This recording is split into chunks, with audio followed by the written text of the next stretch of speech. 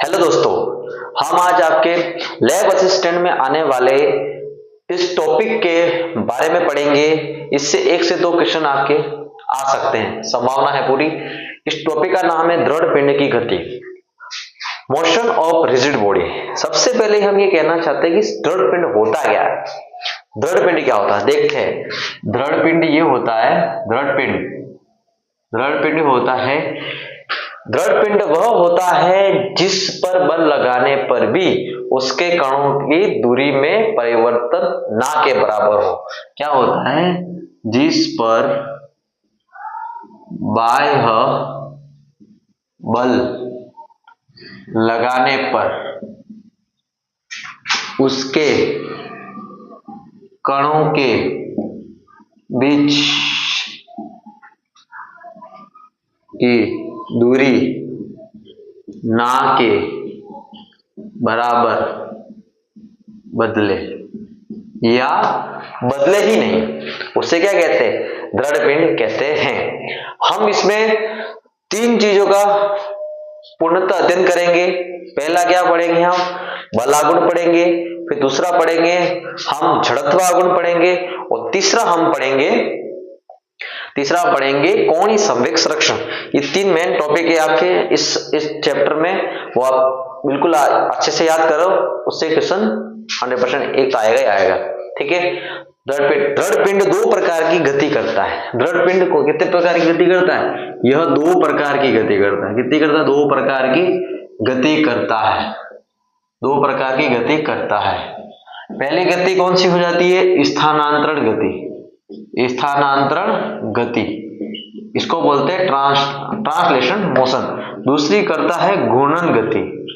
घूर्णन गति, इसको बोलते हैं रोटेशनल मोशन। दो प्रकार की गति करता है, स्थानांतरण गति और रोटेशनल मोशन, घूर्णन गति। आपको ये पढ़नी है घूर्णन गति। इसी में आपका टॉर्क आएगा, इसी में आपके जड़त्वागुण आएगा, और इसमें कोणीय संवेग संरक्षण हम पढ़ेंगे। बल आघूर्ण को हमको इसको बोलते हैं टॉर्क। इसको क्या बोलते हैं? टॉर्क। क्या बोलते हैं? टॉर्क बोलते हैं, टॉर्क। ये बल आघूर्ण होता क्या है? किसी पिंड को घुमाने की क्षमता को क्या कहते हैं? बल आघूर्ण कहते हैं। किसी पिंड को घुमाने की क्षमता को बल आघूर्ण कहते हैं। क्या कहते हैं? बल आघूर्ण कहते हैं। बल आघूर्ण का जो फॉर्मूला होता है वो क्या होता है? Torque vector R vector cross F vector. आप एफ क्रॉस आर कभी नहीं करेंगे। आपने 11वीं कक्षा में आपने पढ़ा होगा, सदिश चैप्टर में या वेक्टर चैप्टर में आपने पढ़ा होगा। उसमें होता है कि आर क्रॉस एफ होता है, एफ क्रॉस आर नहीं कर सकते। ठीक है। अगर इसका हम अदिश रूप लिखे तो आर एफ साइन थीटा हो जाएगा। आर एफ साइन थीटा हो जाएगा। अब आर क्या है? घूर्णन अक्ष से दूरी। क्या है? घूर्णन अक्ष से दूरी है। ठीक है। और एफ क्या है? पिंड पर लगाया गया बल। पिंड पर लगाया गया बल। ठीक है। उसके बाद थीटा क्या है? थीटा के आर व एफ के मध्य का कोण है। क्या है? मध्य का कोण है। समझ गए आप? ये चीजें इंपॉर्टेंट है। बल आघूर्ण क्या होता है? कि किसी पिंड को घुमाने की क्षमता को क्या कहते हैं? बल आघूर्ण कहते हैं। वो ये टॉर्क है, और टॉर्क बराबर आर क्रॉस एफ होता है। आर एफ साइन थीटा, और आर क्या है? घूर्णन अक्ष से दूरी है। एफ क्या है? पिंड पर लगाया गया बल है। और आर क्या है? थीटा क्या है? आर व एफ के मध्य का कोण है। इसके उदाहरण क्या क्या है? इसके उदाहरण देखो। उदाहरण क्या क्या है? उदाहरण एग्जाम्पल क्या क्या है? किसी जैसे दरवाजे को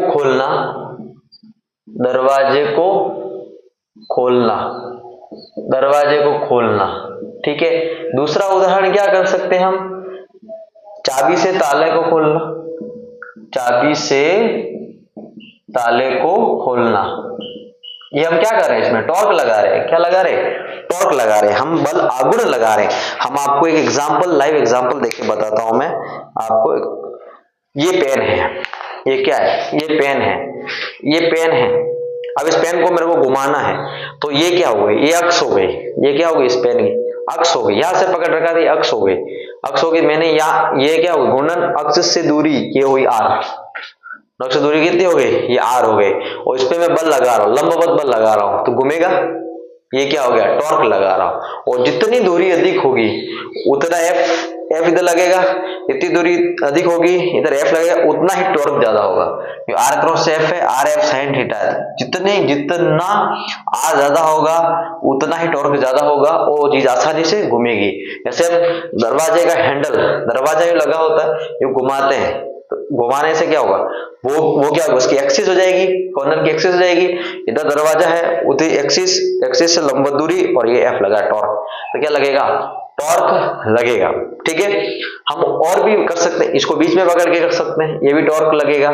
तो जितना अधिक आर होगा उतना टॉर्क ज्यादा लगेगा। जैसे हैंडपंप है, हैंडपंप को एक दिशा में घुमाते, उसका डंडा लंबा क्यों रखा जाता है, क्योंकि हमको बल कम से कम लगाना पड़े, क्योंकि टॉर्क ज्यादा लगेगा, क्योंकि आर ज्यादा हो गया ना, आर बढ़ा दिया, बल हम वैसे कम लगा रहे हैं लेकिन आर ज्यादा बढ़ रहा है और टॉर्क बढ़ जाएगा, आसानी रहेगी। ठीक है, ये तो हो गया टॉर्क। इतना ही आएगा आपके, कोई क्वेश्चन इतने नहीं आएंगे, सिर्फ हाँ एक क्वेश्चन इसमें ये आ जाएगा, और एक ज्यादा इसमें क्या आएगा, ज्यादा क्या आएगा, इसकी यूनिट है, यूनिट क्या हो जाएगी, बल की कितनी होती है, न्यूटन, और इसकी क्या आ जाएगी, मीटर हो जाएगी, मीटर। बल न्यूटन का क्या होता है, m1 l1 t-2, और मीटर क्या हो जाएगा, l1। इसकी विमा पूछ लेंगे, m1 l2 t-2, ये क्या हो जाएगी, इसकी विमाएं पूछ लेंगे। ठीक है, इससे रिलेटेड क्या क्या पूछ सकते हैं वो क्वेश्चन में आगे कराऊंगा। इसमें ज्यादा पूछ सकते हैं, r क्या है, f क्या है, टॉर्क क्या है, थीटा क्या है, या बल आघूर्ण का फॉर्मूला पूछ लेंगे, बस इतना ही पूछेंगे। हाँ, अब आगे देखते हैं जड़त्व आघूर्ण। जड़त्व आघूर्ण किसी पिंड का होता है। जड़त्व आघूर्ण क्या होता है, किसी पिंड का होता है। जड़त्व आघूर्ण क्या होता है, कोई वस्तु अपने घूर्णन अक्ष पर घूम रही है, कोई वस्तु अपने घूर्णन अक्ष पर घूम रही है, उसकी घूर्णन अवस्था में परिवर्तन का विरोध करती है, वो जड़त्व आघूर्ण कहलाता है। आप डेफिनेशन लिख सकते हो, किसी वस्तु, कोई वस्तु या वह गुण, सीधा लिखते हैं, वह गुण जो पिंड अपनी घूर्णन गति की स्थिति में घूर्णन अवस्था में परिवर्तन का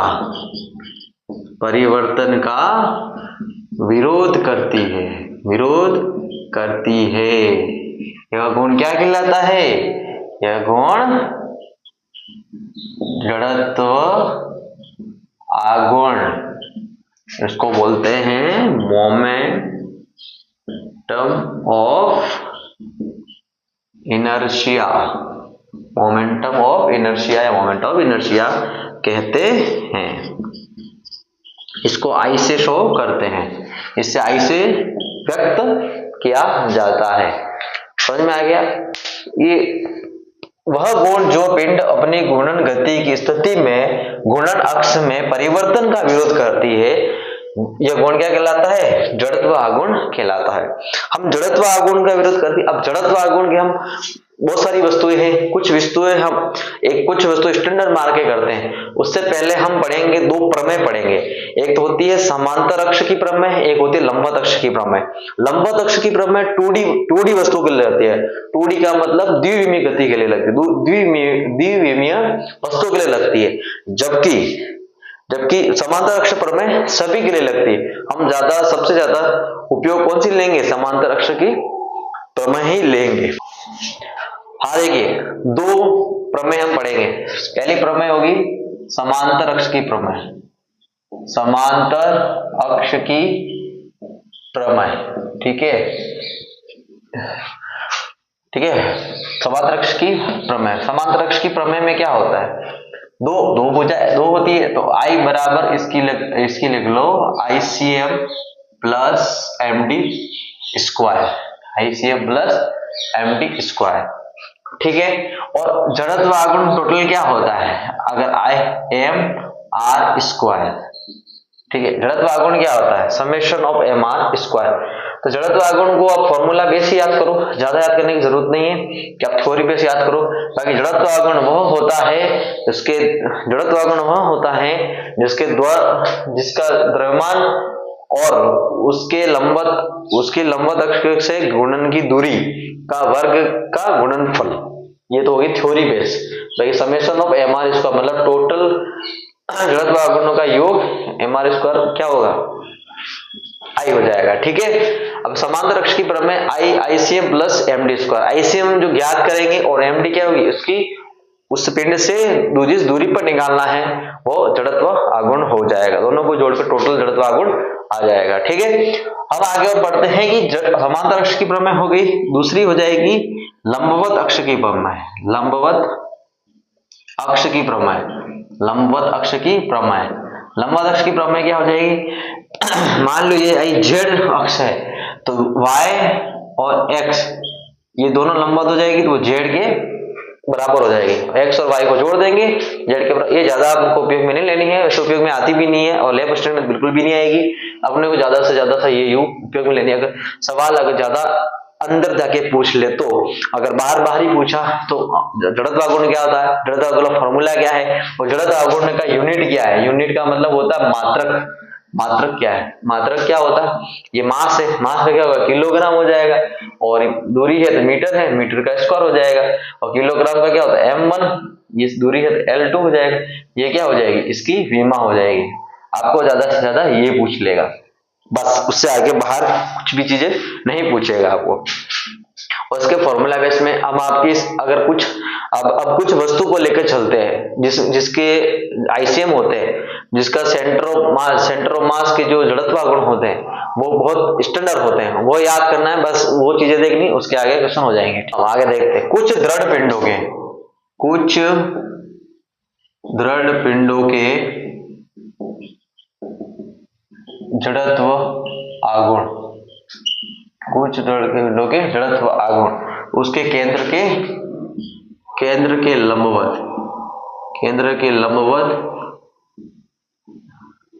या केंद्र से गुजरने वाली रेखा के लंबवत। जैसे पहला हो जाएगा, हम सबसे पहला कौन सा पढ़ेंगे, हम रिंग पढ़ेंगे, वलय उसको बोलते हैं रिंग का हो जाएगा ICM MR स्क्वायर। R क्या है, लंबवत की दूरी या घूर्णन त्रिज्या है, ठीक है। दूसरा हो जाएगा चक्ति समझते हो, डिस्क होता है अपने, एक थाली मान लो तो पूरी रिंग होती है तो खाली होती है, ये रिंग है तो रिंग तो ये खाली है, बीच में से खोखला है, ये रिंग हो जाएगी, ये दृढ़ पार्ट है रिंग का, और यहां से गुजर रही है तो यहां से गुजर रही है, यहाँ का कितना हो जाएगा MR स्क्वायर, ये और ये चक्ति है, चक्ति का कितना हो जाएगा MR स्क्वायर बाई 2, ये ICM हो जाएगा, चक्ति का मतलब पूरा भरा हुआ, ठीक है। तीसरा हो जाएगा छड़ यानी कि रोड का कितना हो जाएगा, रोड का दो प्रकार होते हैं इसमें, एक तो होता है उसके किनारे से गुजरने वाली, पहले किनारे से छोड़ो, पहले हम बोलते हैं उसके केंद्र से गुजरने वाली, उसके केंद्र से गुजरने वाली अक्ष से गुजरने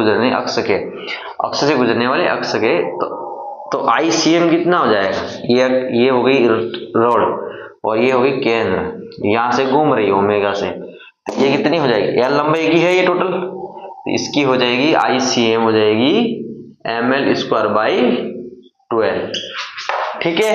इसी का दूसरा है उसके किनारे से गुजरने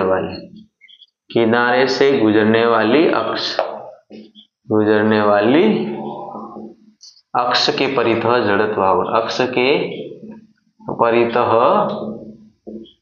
I आई, ठीक है, आई कितना हो जाएगा, किनारे से गुजरेगी, ये किनारे यहाँ से, एक तो यही छड़ है, अगर केंद्र से गुजर रही है तो ml²/12, अगर मैं इसको किनारे से घुमाऊंगा तो ml²/3 हो जाएगा। कितना हो जाएगा, ml²/3।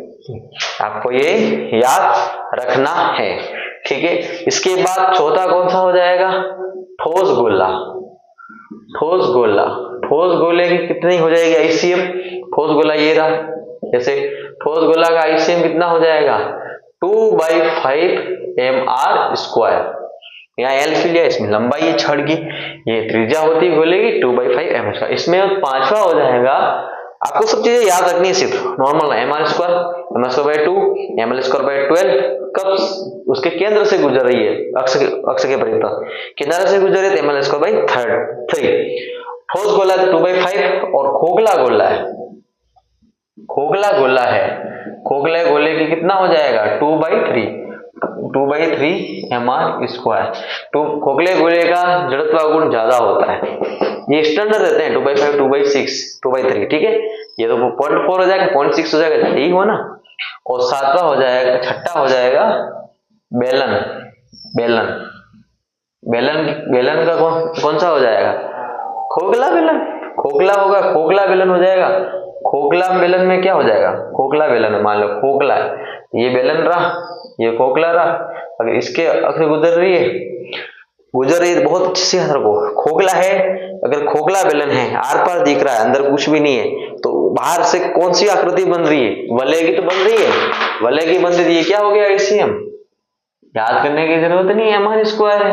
और ठोस बेलन है, कौन सी, अगर ठोस बेलन है तो आपको याद करने का इसमें भी आवश्यकता नहीं है, ठोस बेलन है, अगर यूं गुजर रहा है अक्ष के परितः, अक्ष के परितः, बेलन के ठोस अक्ष के परितः, तो आईसीएम कितना हो जाएगा, mr² कितना, mr²/2 हो जाएगा, क्योंकि ये कौन सी डिस्क के समानुपाती तो व्यवहार करेगी, डिस्क के समान व्यवहार करेगी, ये हो जाएगा।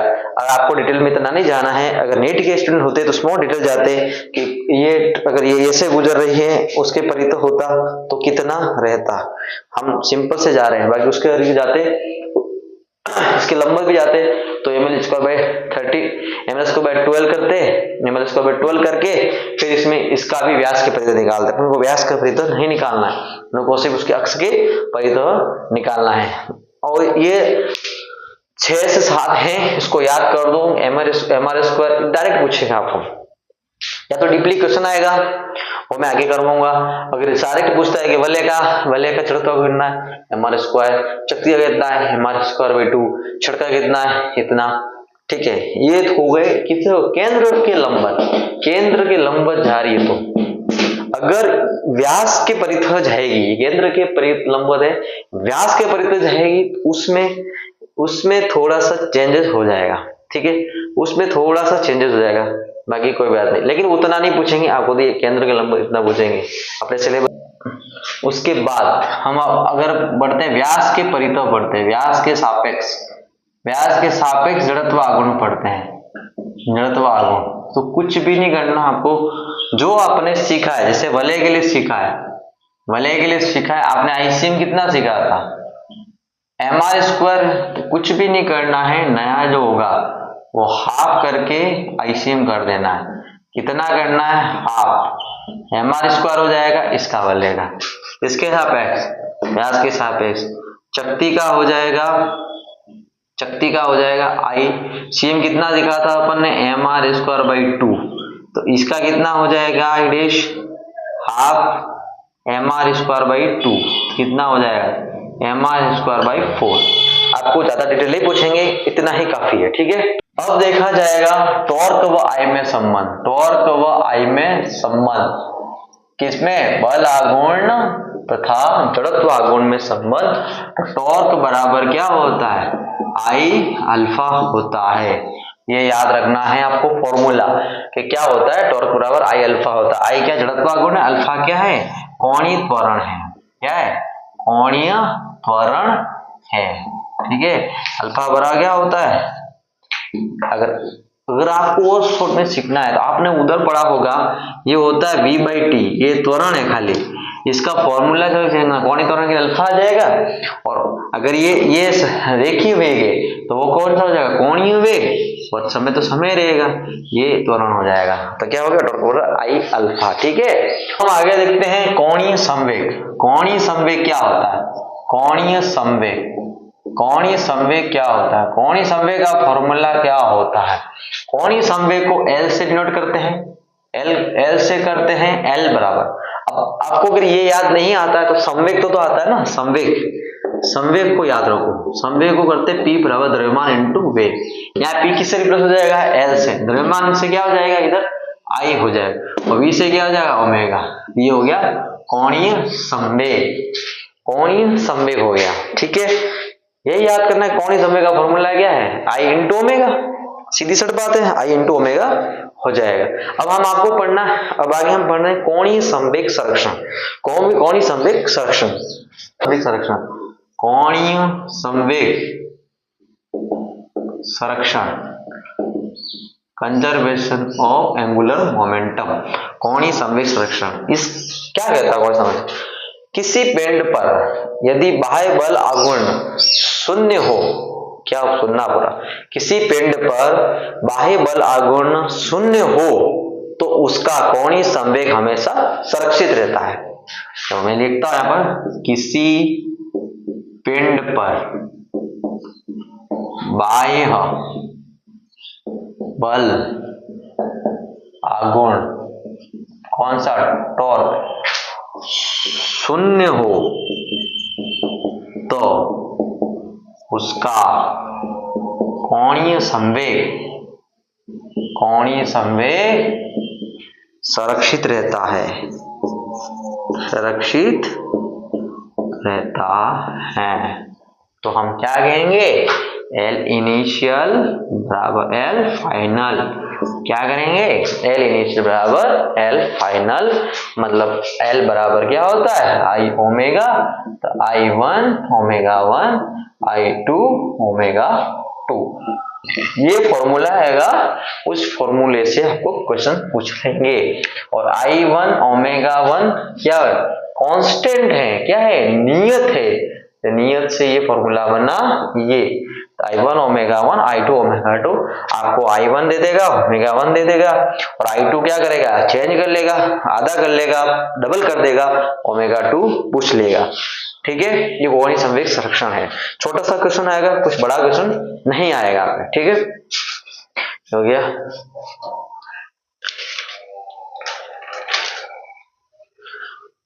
उसके उदाहरण देख सकते हैं,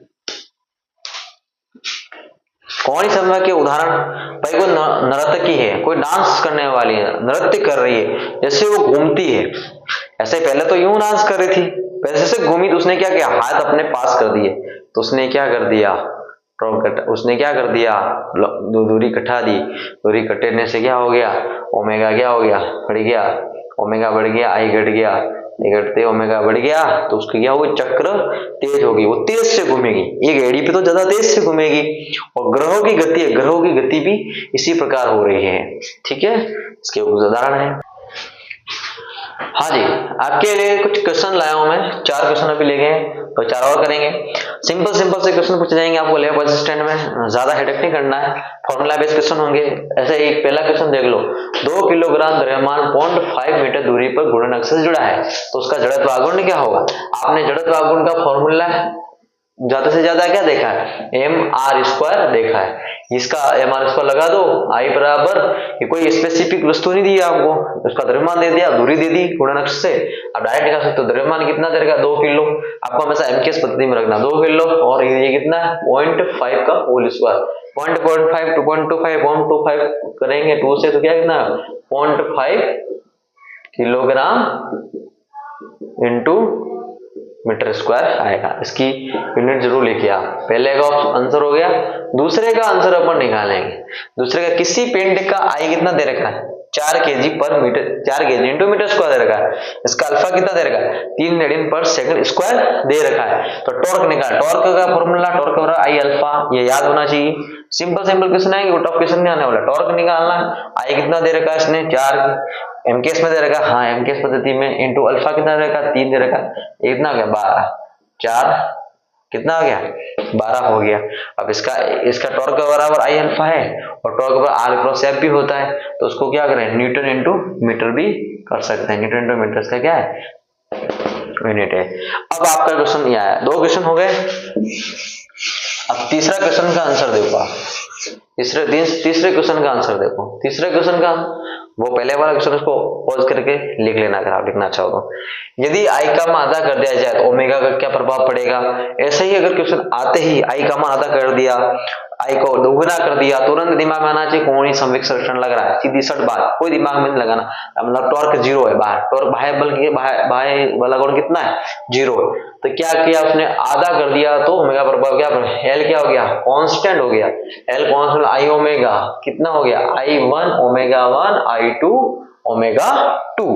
उसने कहा यदि आधा कर दिया जाए I1 कितना I रहेगा, ओमेगा 1 कितना ओमेगा 1 रहेगा, ठीक है, ओमेगा में कितना ओमेगा रहेगा, ऐसे ओमेगा रहेगा, और I2 कितना कर दिया आधा कर दिया, तो ओमेगा 2 कितना हो जाएगा, आई से आई कट गया, ओमेगा 2 इधर रहेगा और ये इधर चला जाएगा, 2 ओमेगा हो गया। हम ऑप्शन में या तो ये ऑप्शन दे देगा 2 ओमेगा, या ऑप्शन में ये देखेगा 4 ऑप्शन देंगे, एक में रहेगा कि ओमेगा दुगुना हो जाएगा, एक में रहेगा ओमेगा आधा हो जाएगा, एक में रहेगा ओमेगा पर कोई प्रभाव नहीं पड़ेगा, एक उपरोक्त में से कहीं नहीं, तो पहला ऑप्शन आ जाएगा ओमेगा दुगुना हो जाएगा, तो कोणीय वेग दुगुना हो जाएगा। ठीक है, ये हो गया तो तीसरा। अब आगे, यदि किसी रिंग का जड़त्व आघूर्ण आई सेम एम आर स्क्वायर है, तो आर दूरी पर उसका जड़त्व आघूर्ण क्या आई सेंट बराबर I centre of mass plus M D square. I centre of mass कितना एम आर स्क्वायर और कितना दूरी पर कितना एम आर स्क्वायर, कितना हो गया 2mr स्क्वायर हो गया।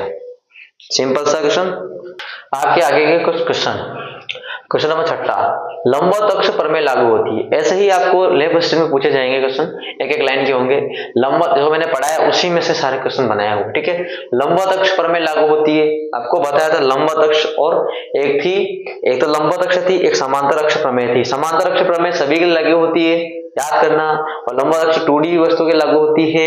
यहाँ ठोस गोला 3D है, बेलन भी 3D है, समतल पिंड 2D है, और सभी पर लागू हो नहीं सकती। ऑप्शन कौन सा जाएगा, समतल पिंड पर लागू होती है। क्वेश्चन 7, जड़त्व आघूर्ण आई किस पर निर्भर करता है। जड़त्व आघूर्ण आई का फॉर्मूला याद करो, आई बराबर mr स्क्वायर। ध्यान रखो, तो आई किस पर निर्भर करता है, द्रव्यमान पर निर्भर कर रहा है। द्रव्यमान है तो आकार होगा तो भी द्रव्यमान होगा ना, आकार पे भी करेगा। और इसमें क्या होगा, अक्ष से दूरी r पे भी निर्भर कर रहा है, इसका मतलब सभी पे कर रहा है। किस पे कर रहा है, सभी पे, उपरोक्त सभी आंसर हो जाएगा। इसमें बल आघूर्ण कब शून्य होगा, ये भी याद रखो, बल आघूर्ण शून्य कब होगा, बल अधिक हो, कभी हो नहीं सकता, क्योंकि टॉर्क के बराबर क्या होता है r क्रॉस f, ये r f sin थीटा, याद रखो, r cross f r f sin theta. तो बल अधिक होगा तो टॉर्क ज्यादा होगा, दूरी अधिक होगी तो भी टॉर्क ज्यादा होगा। अभी पढ़ा हमने, गुणक से जितनी दूरी ज्यादा उसका टॉर्क बहुत ज्यादा होगा। आसानी से घुमाने में, जब बल घूर्णन अक्ष के अक्ष पर लगा जाए, भाई बल घूर्णन अक्ष पे लगा जाए, अक्ष पे लगा जाए, मतलब दूरी क्या कर दी इसमें 0 कर दी, और 90 डिग्री होगा sin 90 तो 1 का मतलब कितना हो गया, मैक्सिमम हो गया, अधिकतम हो गया। इसका मतलब बल कब 0 होगा, जब बल घूर्णन अक्ष पर ही लगाया जाए, मतलब r क्या कर दिया जाए, इसमें r कितना कर दिया 0 कर दिया जाए, 0 करने से ये भी 0 हो जाएगा। कोणीय संवेग संरक्षण, कोणीय संवेग कब सुरक्षित रहता है, अपन ने पढ़ा कोणीय संवेग संरक्षण। डेफिनेशन क्या थी कि किसी पिंड पर बाह्यतम बल आघूर्ण 0 हो तो उसका कोणीय संवेग क्या होता है, सुरक्षित रहता है। ऑप्शन ढूंढ लो, जब बल 0 हो, जब बल आघूर्ण 0 हो, यस ये राइट है, और जब वेग स्थिर हो, नहीं, जब द्रव्यमान 0 हो, नहीं। ऑप्शन क्या हो गया, ये हो गया। आपको मैंने ये कुल मिला के 9 क्वेश्चन करवाए हैं और इस आपको पूरा टॉपिक पढ़ा है। अब उस टॉपिक को अच्छे से वापस रिवीजन करो, इस वीडियो को देखो, आराम से इस वीडियो को पूरा देखो, समझो, फिर उसमें से जो क्वेश्चन जो निचोड़ करके रखे हैं, इसे 9 क्वेश्चन करे हैं, इसी प्रकार से आपके क्वेश्चन लैब असिस्टेंट में पूछे जाएंगे। और आपको और भी उसमें से और कुछ क्वेश्चन देखते हैं, आप देखें और कोई बुक हो उसमें अच्छे से इसमें कोई क्वेश्चन और भी देखें और कोई बुक करें, उसमें भी आपको क्वेश्चन मिलेंगे और क्वेश्चन आराम से करें, उसको थोड़ा सोच के करें। लंबा अक्ष में लागू होती सभी पर नहीं क्या पढ़ाया था सर ने, लंबवत अक्ष थी, एक समांतर अक्ष थी, समांतर पे पूरा, पैरेलल, ऐसे आता है पैरेलल, पैरेलल मतलब पूरा, पैरेलल पूरा, और लंबवत अक्ष मतलब समतल। किसके लिए? सिर्फ 2D वस्तु के लिए लगती है। 2D का मतलब क्या होता है? द्विविमीय वस्तु। जैसे ऐसे समतल पिंड है, कोई समतल पिंड 2D है, 3D नहीं। गोला तो 3D में आएगा ना, उसकी 3 अक्ष होगी, एक्स वाई जेड होगी। बेलन में भी एक्स वाई जेड होती है, और समतल पिंड पे होगा नहीं, सभी पे होगा नहीं। और जड़त्व आगुण आकार पे भी नहीं करता है, केवल द्रव्यमान पे करता है, अक्षर उपक सभी पर करता है। आकार होगा तभी तो गुण होगा ना, कुछ कुछ आकार पे क्यों नहीं कर रहा है मुझे बताओ ना। कोई बोलेगा नहीं आकार पे नहीं करता, अरे आकार पे क्यों नहीं करता? अगर हमने अभी रिंग का पढ़ा था, mr स्क्वायर हुआ था, उसकी शक्ति का पढ़ा था, mr स्क्वायर बाय 2 होता, आकार हुआ ना, आकार ही हुआ, आकार ही तो चेंज हो रहा है ना। वस्तु भले 1 किलो की मैं 1 किलो की मैं वलय ले लूं और 1 किलो की शक्ति ले लूं, दोनों का 1 किलो किलो, लेकिन अगर मैं शक्ति बना रहा हूं तो उसको पूरी प्लेट पे घुमाऊंगा तो mr स्क्वायर बाय 2 हो जाएगा, और जब रिंग ले रहा हूं तो mr स्क्वायर हो जाएगा, गोला ले रहा हूं 2/5 हो जाएगा, और उसी को खोखला कर रहा हूं तो 2/3 mr स्क्वायर हो जाएगा। इसी प्रकार से हम क्वेश्चन करेंगे, और ये अब आप बिल्कुल अच्छे से पढ़ें, और थैंक यू।